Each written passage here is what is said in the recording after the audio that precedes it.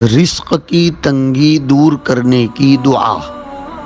ربنا انزل علینا مائدۃ من السماء تکون لنا عیدا لاولنا وآخرنا وآیۃ منک وارزقنا وانت خیر الرازقین۔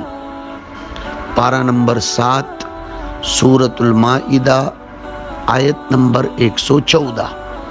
رزق کی تنگی دور کرنے کے لیے یا کسی خاص چیز کے کھانے کا شوق ہو گیا ہو تو 7 دفعہ پڑھ کر آسمان کی طرف پھونکیں، اللہ تعالی رزق کی تنگی دور کر دے گا۔ عمل جس کی وجہ سے 10 کروڑ نیکیاں ملیں گی۔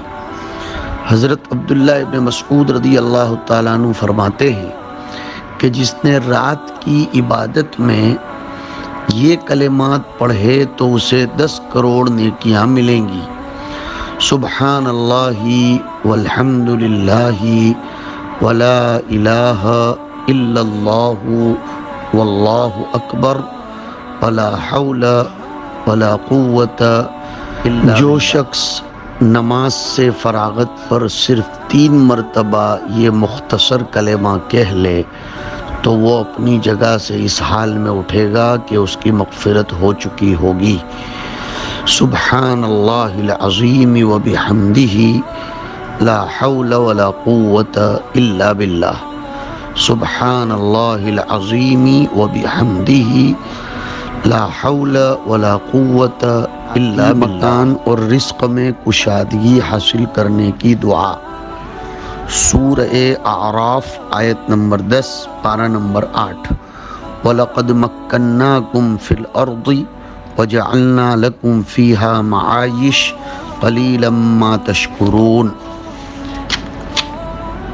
اگر کسی کے پاس رہنے کی جگہ یا مکان نہ ہو یا روزی کا ذریعہ نہ ہو یا رزق کے معاملے میں پریشان ہو یا مسافر ہو اور اس کے پاس کوئی سامان نہ ہو تو وہ اس آیت کو 151 دفعہ روزانہ پڑھے جب تک کامیابی نہ ملے۔ انشاءاللہ کامیابی ہوگی۔ اور ایک عمل، رزق میں ترقی اور مشکل کام میں آسانی کے لیے دعا۔ سورہ مزمل ایک بیٹھک میں 41 مرتبہ 3 دن تک پڑھیں۔ اس عمل سے دوسروں کو نقصان پہنچانا مقصود نہیں ہونا چاہیے۔ رزق کی ترقی اور برکت کے لیے یا کوئی کام بس سے باہر ہو اور کوئی وسیلہ نظر نہ آتا ہو یا اگر کسی کام میں آسانی اور جلدی مطلوب ہو تو یہ کام کر لے۔ رزق میں زیادتی اور بھوک سے حفاظت کی دعا۔ پارہ نمبر 30 سورۃ الضحیٰ آیت نمبر 5۔ وَلَسَوْفَ يُعْطِيكَ رَبُّكَ فَتَرْضَىٰ۔ جو شخص یہ دعا پڑھتا رہے گا وہ کبھی بھوکا نہیں رہے گا اور نہ اس کے رزق میں کمی ہوگی۔ ہر فرض نماز کے بعد 3 مرتبہ یہ دعا اسے پڑھنی چاہیے۔